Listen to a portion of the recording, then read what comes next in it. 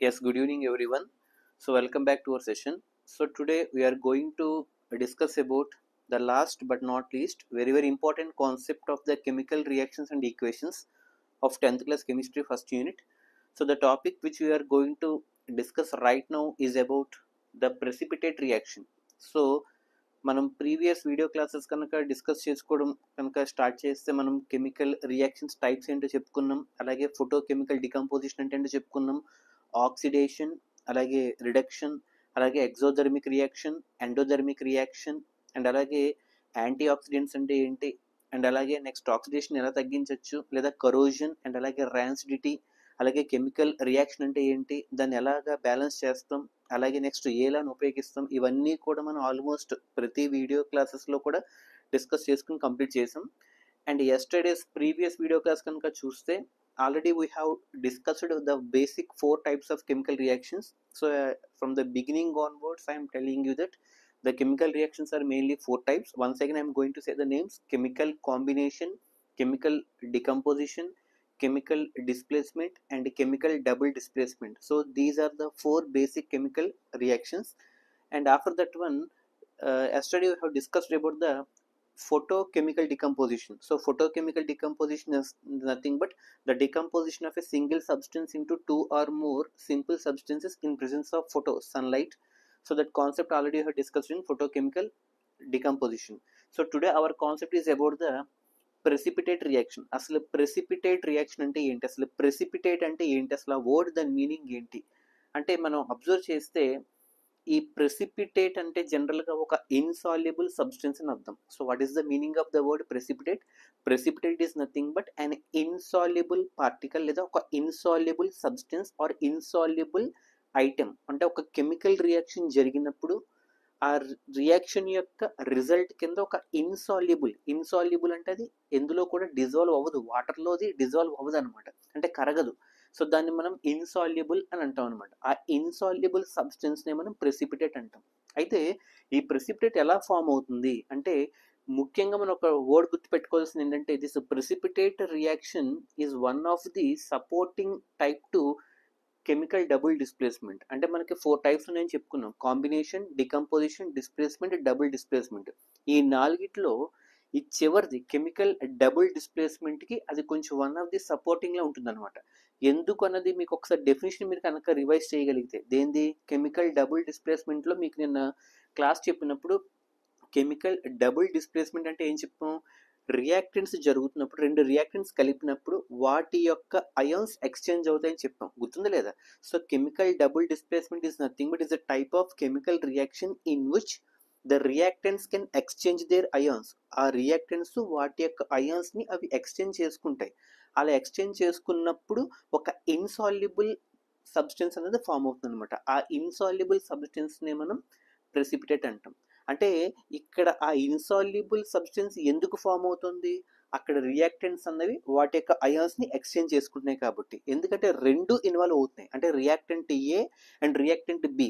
ఈ 2 రియాక్టెంట్స్ కూడా ఒకదానికొకటి వాటి యొక్క అయాన్స్ని ఎక్స్చేంజ్ చేసుకుంటున్నాయి. అంటే ఏలో ఉన్నటువంటి అయాన్ బితోను, బిలో ఉన్నటువంటి అయాన్ ఏతోను ఇలా ఎక్స్చేంజ్ చేసుకోవడం వల్ల because of these mutual exchange of the ions in between the reactants there is a formation of a insoluble substance called precipitate. కాబట్టి దాన్ని మనం ప్రెసిపిటేట్ రియాక్షన్ అన్నాం. కాబట్టి ఇదంతా ఎందువల్ల జరుగుతుంది, అయాన్స్ ఎక్స్చేంజ్ అవడం వల్ల జరుగుతుంది. అయాన్స్ వేటి యొక్క అయాన్స్, రియాక్టెంట్స్ యొక్క 2 అయాన్స్ కూడా ఎక్స్చేంజ్ అవుతున్నాయి. 2 అయాన్స్ ఎక్స్చేంజ్ అవుతున్నాయి అంటే it is a part of double displacement. అందువల్ల ఈ precipitate reaction is one of the supporting to the chemical double displacement reaction కూడా అనొచ్చు అనమాట. సో ఫస్ట్ పాయింట్ మీనింగ్ అది. డబుల్ డిస్ప్లేస్మెంట్ అని ఎందుకు అంటున్నామంటే ఆ కెమికల్ రియాక్షన్లో ఇన్వాల్వ్ ఉన్నటువంటి 2 రియాక్టెంట్స్ కూడా వాటి యొక్క అయాన్స్ అవి ఎక్స్చేంజ్ చేసుకోవడం వల్ల ఆ ప్రొడక్ట్ సైడ్ ఒక ఇన్సాల్యుబుల్ ప్రెసిపిటేట్ అనేది ఫామ్ అవుతుంది అనమాట. అండ్ అలాగే ఇంకోటి చూస్తే మీరు అబ్జర్వ్ చేస్తే ఆ ఫామ్ అయినటువంటి ప్రెసిపిటేట్ డిఫరెంట్ కలర్స్లో ఉంటుంది. అంటే వైట్ ప్రెసిపిటేట్ అవ్వచ్చు, ఎల్లో కలర్ ప్రెసిపిటేట్ అవ్వచ్చు. So whatever it may be irrespective of the colour, so there may be chance of formation of a precipitate which are insoluble in water. అయితే ఆ precipitate ఎలా ఉండాలంటే soluble అవ్వకూడదు, ఇన్సాల్యుబుల్గా ఉండాలి. ఆ ఇన్సాల్యుబిలిటీ ఎందువల్ల వస్తుంది? అయాన్స్ ఎక్స్చేంజ్ అవ్వడం వల్ల. అయాన్స్ ఎక్స్చేంజ్ అవుతున్నాయి కాబట్టి దాన్ని ఏమంటున్నాం? డబుల్ డిస్ప్లేస్మెంట్ అంటున్నాం. సో 2 పాయింట్స్ క్లియర్ కదండి.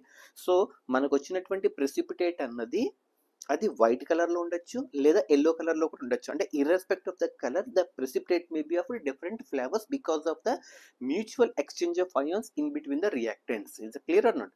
సో ఇకపోతే ఒక్కసారి మనం ఈ కలర్ డిఫరెన్స్ అంటే వైట్ అవుట్ అని చెప్తున్నాం, ఎల్లో అవుట్ అని చెప్తున్నాం.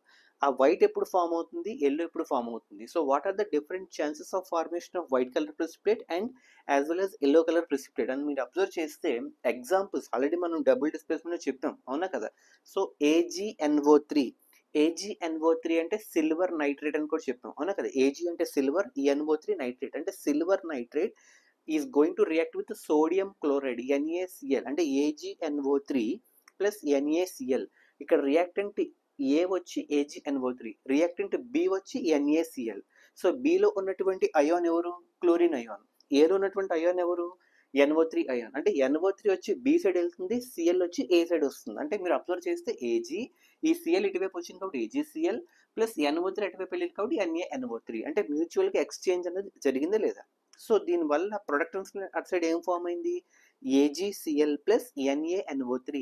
AgCl అంటే సిల్వర్ క్లోరైడ్ అని అర్థం. సో దాని మీనింగ్ ఏంటంటే సిల్వర్ క్లోరైడ్ వైట్ కలర్లో ఉంటుంది అనమాట. ఓకే, సో వైట్ కలర్లో ఉన్నటువంటి సిల్వర్ క్లోరైడ్ ఫామ్ అవుతూ, okay, and NaNO3 sodium nitrate కూడా ఫామ్ అవుతుంది అనమాట. So that is one of the best example.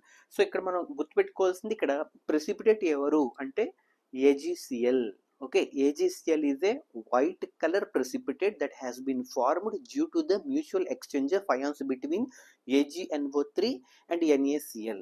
So ఇక్కడ AgCl అన్నది ఒక వైట్ కలర్ ప్రెసిపిటేట్. ఆ వైట్ కలర్ ప్రెసిపిటేట్ సాల్యుబుల్ అవుతుందా అంటే it doesn't soluble in water. It is nothing but insoluble white colour precipitate. దాన్ని ఏమంటామండి? Insoluble white colour precipitate. So reaction ద్వారా form అయింది కాబట్టి ప్రెసిపిటేట్ రియాక్షన్. సైమల్టేనియస్గా ఇంకో రియాక్షన్ తీసుకుంటాం, ఏంటంటే బేరియం క్లోరైడ్ BaCl2. మీరు అబ్జర్వ్ చేయండి, BaCl2 ప్లస్ దీన్ని Na2SO4. Na2 అంటే సోడియం, SO4 సల్ఫేట్, సోడియం సల్ఫేట్తో రియాక్ట్ చేస్తున్నాం. మళ్ళీ ఇటు సైడ్ ఏమో సోడియం సల్ఫేట్లో సల్ఫేట్ అనేది అయాను, అలాగే ఇక్కడ BaCl2లో Cl2 అనేది అయాన్ అనమాట. మళ్ళీ Cl2 అటువైపు వెళ్తుంది, SO4 ఇటువైపు వస్తుంది. సో మీరు అబ్జర్వ్ చేస్తే BaSO4 plus Cl2 and Na2 అటువైపు వెళ్తే 2NaCl కింద ఫామ్ అయింది అనమాట. సో ఇక్కడ మీరు అబ్జర్వ్ చేస్తే ఇక్కడ కూడా ఒక వైట్ కలర్ ప్రెసిపిటేట్ ఫామ్ అవుతుంది, BaSO4. Ba అంటే బేరియం, SO4 అంటే సల్ఫేట్. బేరియం సల్ఫేట్ కూడా ఒక వైట్ కలర్ ప్రెసిపిటేటే. So from the above two reactions అంటే ఏంటంటే అక్కడ AgNO3 plus NaCl gives rise to AgCl plus NaNO3.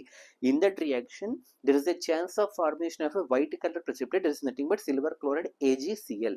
And coming to the second reaction, barium chloride BaCl2 plus sodium sulfate Na2SO4. So chance of gives rise to barium sulfate BaSO4 plus 2NaCl. In that reaction also there is a chance of formation of white color precipitate called BaSO4 barium sulfate. Okay, from the above two reactions there we can say that there is a chance of formation of insoluble white color precipitates like AgCl and BaSO4. And last reaction వచ్చేటప్పటికి PB అంటే lead. Okay, PB అంటే lead nitrate, PbNO3 twice plus Ki అంటే potassium iodide. So దాంతో react అయినప్పుడు ఏమవుతుంది? Iodide ఏమో ఇటువైపు వస్తుంది, నైట్రేట్ అటువైపు వెళ్తుంది. అంటే మీరు అబ్జర్వ్ చేస్తే PbI అంటే lead iodide plus KNO3 twice potassium nitrate. ఇక్కడ కూడా మీరు అబ్జర్వ్ చేస్తే PbI అంటే లెడ్ అయోడైడ్ అనేది ఫామ్ అయింది. ఇది వైట్ కలర్ ప్రెసిపిటేట్ కాదు, it is an yellow colour precipitate. మనకి ఎక్కువ ఆబ్జెక్టివ్ టైప్ అడుగుతుంటాడు, which of the following is an example for the yellow colour precipitate? AgCl, BaSO4 లేదా PbI అని అడుగుతాడు. How to select the option? PbI. So PbI అంటే lead iodide is an example of yellow color precipitate. So ఈ ఫైనల్గా ఈ మూడు కూడా మనం డిస్కస్ చేస్తే, సో జరిగినటువంటి ప్రతి దానిలో అంటే కెమికల్ డబుల్ డిస్ప్లేస్మెంట్ జరిగిన ప్రతి స్టేజ్లో మనకి ఒక ప్రెసిపిటేట్ అనేది ఫామ్ అవుతుంది. ఆ ప్రెసిపిటేట్ యొక్క నేచర్ ఎలా ఉంటుంది? ఇన్సాల్యుబుల్గా ఉంటుంది. అది కాకపోతే కొన్ని వైట్ కలర్లో ఫామ్ అవుతున్నాయి, ఎల్లో కలర్లో కొన్ని ఫామ్ అవుతున్నాయి. ఎల్లో కలర్కి ఎగ్జాంపుల్ లెడ్ అయోడైడ్ అంటే PbI, వైట్ కలర్కి example AgCl and BaSO4. So this is the topic of so precipitate reaction. Okay, so ఇంకా లాస్ట్ ఒక చిన్న టాపిక్ ఉంది, అది నెక్స్ట్ వీడియో సెషన్స్తో we can conclude this chemical reactions and equations. The last topic ఏంటంటే antioxidants గురించి ఒకటి చెప్పుకోవాలి మనం. ఈ యాంటీ ఆక్సిడెంట్స్ అంటే ఏంటో ఒకసారి మనం బ్రీఫ్గా డిస్కస్ చేసి ఒక చిన్న క్వశ్చన్స్ ఉన్నాయి, అవి కూడా కంప్లీట్ చేస్తే so that we can close this chemical reactions and equations. So good evening, have a nice day, take care everyone.